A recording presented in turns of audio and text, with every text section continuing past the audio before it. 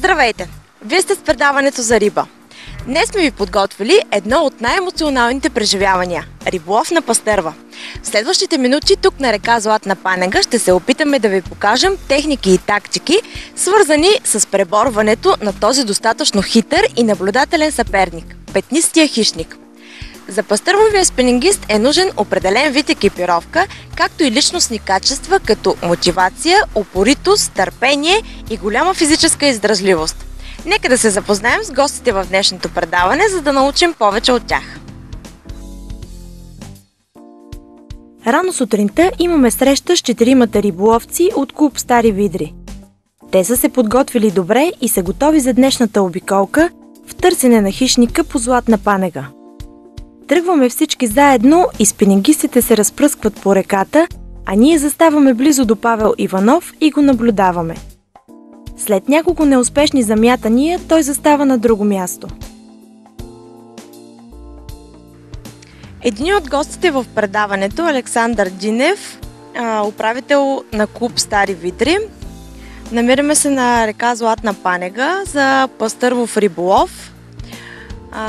Каква трябва да бъде екипировката на един спенингист, когато ходи за риболов на пастърва? Доста различни са нещата.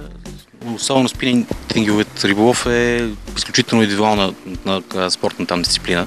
Всеки ползва доста различни неща като екипировка.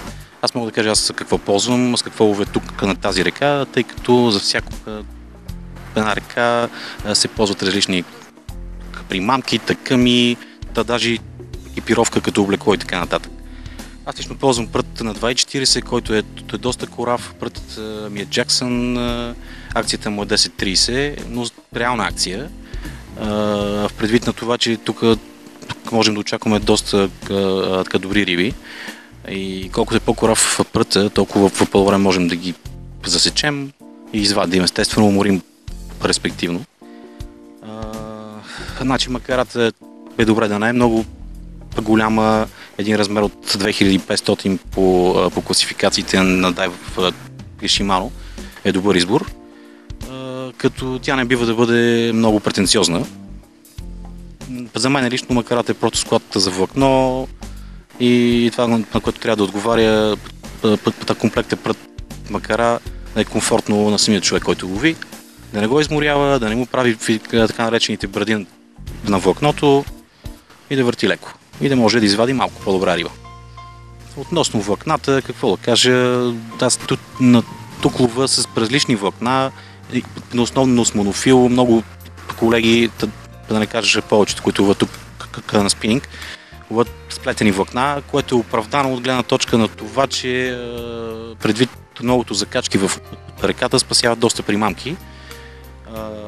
Аз не мога да се похваля също, тук съм доста, но това не ме притеснява, това е част от риболова вода, всъщност това е консуматив. Относно примамките, специално за тази река, всеки има отново своите предпочитания. Доколкото съм забелязал, колегите ловят основно на воблер и по-малко на блесна. Аз комбинирам и двата варианта.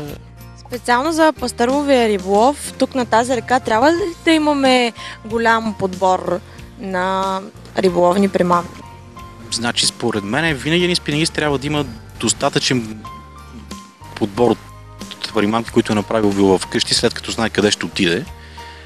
Обикновено кутия воблери и кутия с блесни е достатъчна, на някой не, а пък някои хора са още по-малко там примамки, но това са хората, които познават реката много добре и вярват на това, което имат в кутията. Обикновено трябва да сме подготвени за всякакви условия, тъй като примамката се определя основно от личните предпочитания на човек. Те обикновено са базирани на опита му, по-специално на това колко е ходил за този вид риба, колко е ходил на тази река и в зависимост вече от мястото, на което ще подава. Както видяхте днес, за различните места се ползват различни примамки, да речеме в бързия едни, в по-тихата вода други, когато искаме да слеземе по-дълбоко, са трети и така нататък. Съвсем различно е подбора на примамки е съвсем различен, когато говорим вече за по-плитки води, за малки реки и така нататък. Тук основно ловиме с, или поне аз лова с по-големи примамки, отколкото ловя по принцип. Да речем блесни от порядка на втори, трети, че дори четвърти номер. И воблери от 3 см нагоре, 3, 4, 5, 6, че дори 7 см воблери. Естествено, добре е от тях да имаме всички разновидности, плуващи, потъващи, суспендери и така нататък, за да можем да обловим едно място или пък участъка от реката там добре, да го изчегъртаме, както там ние наричаме, което наш жаргон означава да мине воблера или блесната през всички слоеве на водата и предполагамите от нас укрития на пастървата.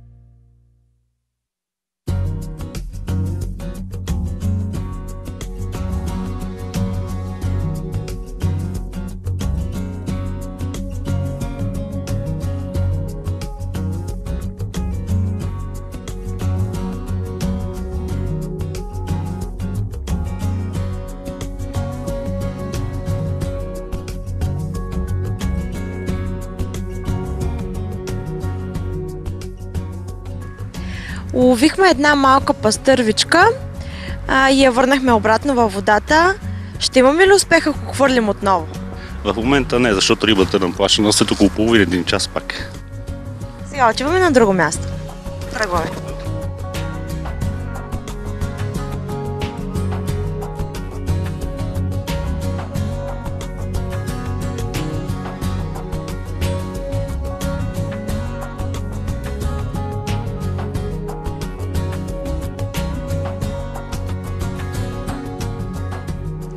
Добре, що се отнася до екипировката, с това, с което сме облечени, аз виждам, че се налага да се гази във водата, през склони, да се преминава през реката.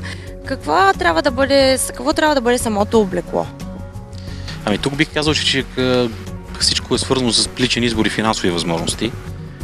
Колкото по-добре екипиран един пастърважи, толкова по-добре за него, с личния има комфорт. Значи много, все повече колегите се оборудват с специализирани дрехи за газене, пъгъщеризони, обувки специални, които са филцови подметки с така наречените налчета или шипци отдолу, за да не се пързарят в реката, с доста скъпи якета и елеци, които не ни пречат по време на риболов.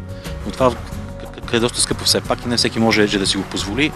Затова, ако трябва да обобщя, значи аз лично ползвам по-здрави гащи, така да се каже. Елек, в който имам абсолютно всичко, от примамките до телефон, пари, портфейли и така нататък. Както забелязвам, елекът е много важна част, защото в него се слагат не само примамки, но и всичко останало и абсолютно нищо друго не носи един спенингист, освен своята въдица. Естествено, значи доста хора предпочитат да носят раници на спенингов риболов и така нататък, но това е